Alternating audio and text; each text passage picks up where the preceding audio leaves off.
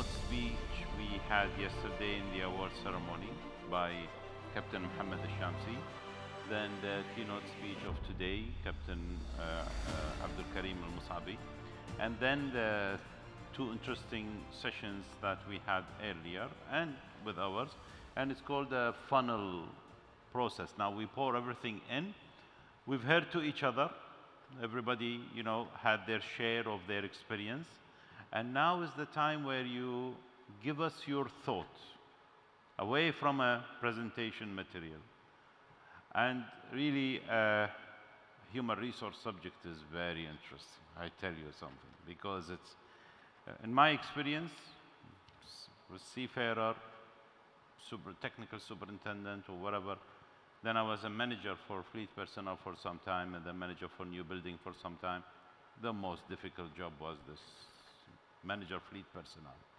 It was a thankless job, and it was very hard. So you know who I'm asking first. So it will be Fred. Now, taking all that, your thoughts, and what would you advise our colleagues here in the room? Yeah, thank you. So, my background, you could guess, is human resources. I'm a lawyer from education. But I always found it very interesting to look at where things go wrong. Even in, like, for example, information security, cyber security, the weakest link in the whole chain is the human, the person. Yeah? If the person is not educated, has not the ability to do his job, has not have knowledge of the regulations or the compliance, has not have the right support, yeah? Everything collapses. Yeah? You can have the perfect technologies, all the SOPs being documented. So I would say we listen to many presentations, and it's often very technical. I think the background of most of us is technical as well. And I think it's really important, the more we go into our future, the more it will be about people. And I think it's really important to consider that onto your strategic agenda. When you set your objectives, your strategies, what is the people agenda in your strategy? Because if you want to create value for your customers, you need first to create value for your workforce. And make sure that they are engaged, productive, performing with all the tools that you have for them. But make sure they're on your agenda, because if they're not on your agenda, then your customers won't at a certain point need it anymore. So my advice is people centricity in this industry is crucial. And it goes beyond safety and compliance. It's really about people. Thank you. It goes back in time when I used to shadow the chief engineer when I was a junior engineer. And then I used to see him calculate the propeller slip. It's very interesting. And then I was always trying to be smart, And then, of course, the chief engineer would tease you and get you to work hard to understand and learn how to do it. So anyway, get that, years pass, and then all of a sudden, when we did the delivery of one of our new vessels, and then propeller slip, it's on the screen. Oh, it's excellent. So yes, technology is an enabler for this transition period that we are going through. Now the same question will go to, let's say, to Mira, and then I will go to the rest of the team. So funneling, taking all what we've done yesterday and today, and then from what you've heard from our colleagues here, and then from your area of the industry and expertise, what is the message you want to give to the audience? That's really profound. I think, speaking very personally, what I take away is the fact that so many of us are on the same pursuit of navigating change, and so many of us are putting a lot of effort, money, time, effort to devising something that's optimal in our own sections. I wonder whether others in the room are like me and do not spend enough time on such conversations with their peers.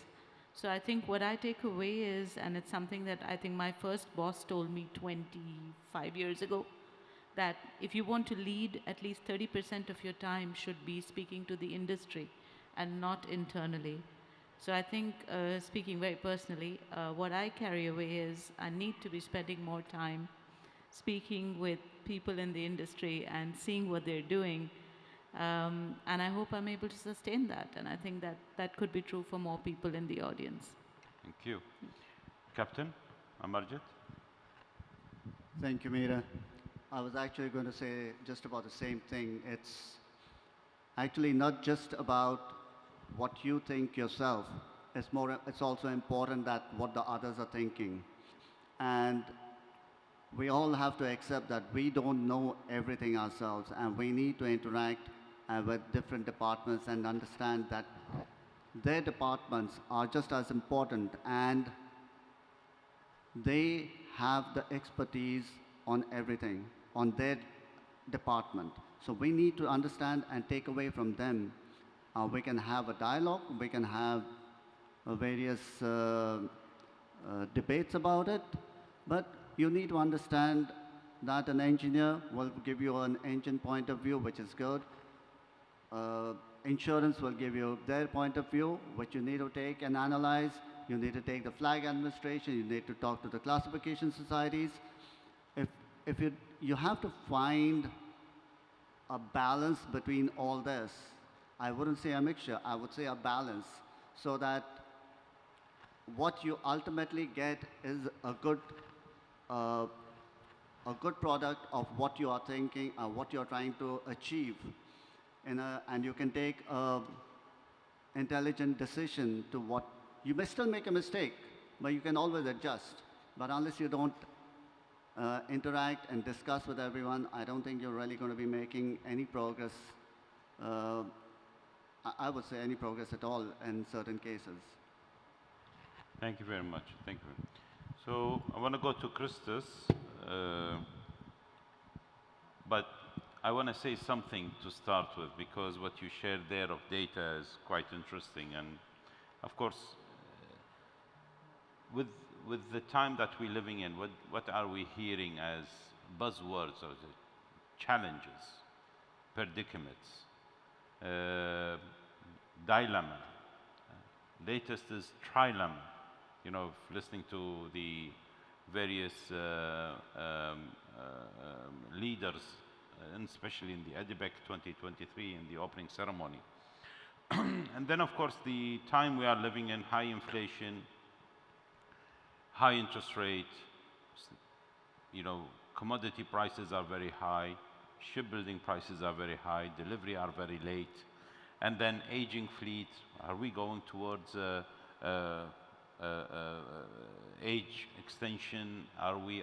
There are so many questions, and are ports going to change their policy of receiving older tonnage, trading into their ports, and so on, yeah? And then, of course, the risks that are associated with it. But anyway, going back into the same question, bringing all this in, funneling it in, and then your perspective, and sharing it with the audience. Hello. We're at a precipice of time that we came out of a global pandemic that none of us have lived through, COVID 2020. We're coming out of it very comfortably, thank God, and we're at a place now that we're seeing costs rise. You mentioned interest rates, which is very important. The cost of interest rates has gone from pretty much less than 1 to well over 6% on any borrowing capacity. Regulatory effects all coming into effect at the same time. We've talked about all of them, EEXI, EEDI, CII, EU ETS, a lot of little letters going all over the place. And at the same time, we have the combustion question. We've ignored one critical factor here, the geopolitics going on in the world. They're not going away anytime soon, in our opinion. Sanctions aren't going to be lifted quickly. Nothing's going to happen quickly, which, in our view, this is a long-term effect. I mean, we don't see anybody going out and ordering quickly to get a ship in 27, not knowing what's going to happen, not knowing how sure they are, which is going to keep the global fleet as it is, which is a positive effect for our industry, because then the owners and the industry players who need to implement all the changes they need to do will have the time and the money. And let's face it, the problem in the past has been the resources weren't there because they weren't earning enough. Now they'll have the resources. Now we feel like all these ideas that people are putting out there can be implemented because the resources from the owners in the various sectors are there to supply it. Thank you very much. Chris? I think the one takeaway from this is that everybody involved in our industry recognizes that we have to change, that innovation is coming, that we're all on the road together to the 2050 targets. But I think that we are in danger of overloading our crews with more regulation, more technology, more skills. And we have to be really, really careful that we don't leave anybody behind. I think the younger generation are very tech savvy. They're on board with nuclear fuels, and I strongly support that from an earlier discussion today. And I think that what we need to do is remember the aging population of seafarers have a lot to offer. And it's not all about looking at screens, it's about looking out of windows. There was a horrific accident in the Baltic about 6 months ago that the MIAB in the UK has just published a report on, which I can't recommend strongly enough to everybody involved in shipping. And essentially the second mate who killed 2 people when he hit another ship was looking at a tablet at 2 o'clock in the morning on social media instead of looking out of the window.